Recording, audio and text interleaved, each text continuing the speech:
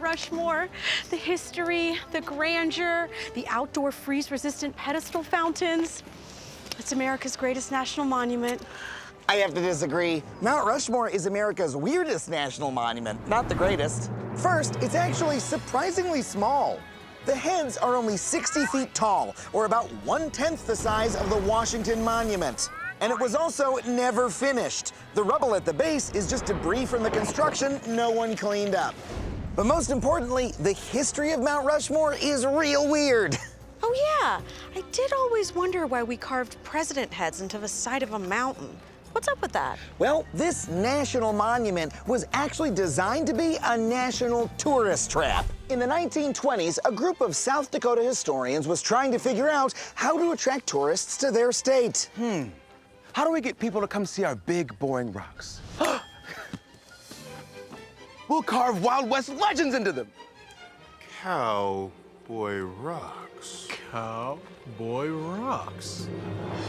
Cowboy rocks! Cowboy rocks! Cowboy rocks! Bit of a leap. Unfortunately for them, the sculptor they hired, a man named Gutzon Borglum, Oh, bad name. well, he had his own ideas. Screw this Wild West crap.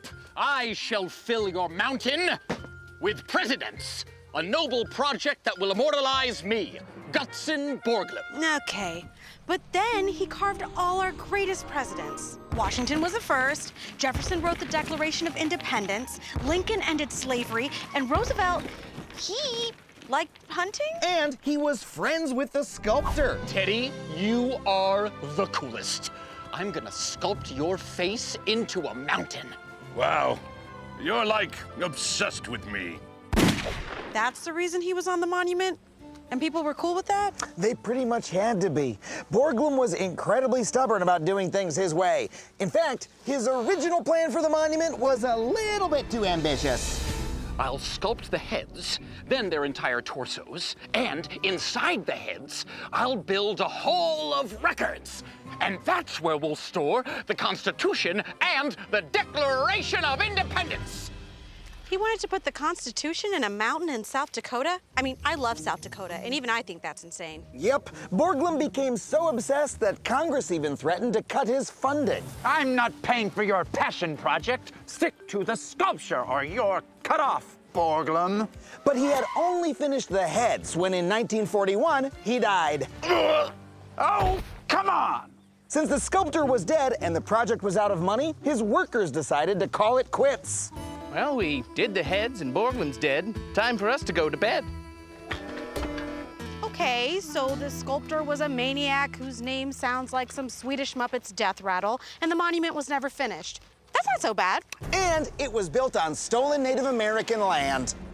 Yeah, that's worse. In 1868, the United States signed a treaty agreeing that this land would remain part of the Sioux Nation. We've taken a lot from y'all, so you keep this land, and we'll stay out. But 6 years later, that all changed when General Custer found gold. You found what?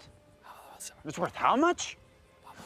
Sorry, should have said no take-backsies. It was a real Custerfluck. In 1980, the Supreme Court ruled this land grab unconstitutional and ordered federal compensation now worth over $1 billion. The problem is, the Sioux don't want the money. So to this day, it's sitting on hold in the U.S. Treasury. Wait, why don't you take the money? It was never about the money. We just want our land back. Think about it. Our government broke a treaty, stole Native American land, and then carved our own leaders' faces into it. That's such an insult. And for what? So tourists can come see a big version of the heads on our money?